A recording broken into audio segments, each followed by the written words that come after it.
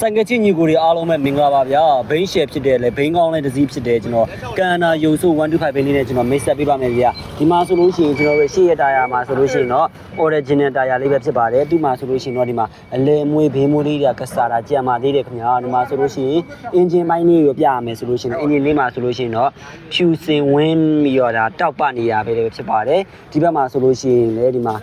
အင်ဂျင်ကြောလေးတွေဆိုလို့ရှိရင်လည်းနှပ်မောင်းရောတစ်လွင်နေရပဲဖြစ်ပါတယ်ဒီမှာနောက်တရားဆိုလို့ရှိရင်လည်းဒါ original တရားကန်တာ original တရားလေးသူ့မှာဆိုလို့ရှိရင်လည်းဘေးမွေးလေးတွေကစဒါကြံပါသေးတယ်ဗျနော်နောက်ပြီးတော့ဒီလောက်တန်တဲ့ဘိန်းကျော်လေးကတော့မော်ဒယ်လေးလည်းမြင့်ပါတယ်ဗျမော်ဒယ်2024လားမြင့်ဘိန်းလေးပဲဖြစ်ပါတယ်ဗျဒီမှာဆိုလို့ရှိရင်သူ့ရဲ့ထူးခြားတဲ့အာသာချက်ကလေးကျွန်တော်ထပ်ပြီးတော့ကျွန်တော်ပြပေးပါအောင်ဗျဒီမှာဆိုလို့ရှိရင်အောက်ကျော်လေးတွေဆိုလို့ရှိရင်ရမ်းဝင်မရှိအောင်လေးတွေဝင်းပြီးတော့တောက်ပြီးတော့လှနေရဗျနော်အောက်ကျော်လေးတွေဆိုလို့ရှိရင်ရှင်းလင်းလေးလည်းမြင်ရမယ်မော်ဒယ်လေးရဆိုလို့ရှိရင်လည်းမော်ဒယ်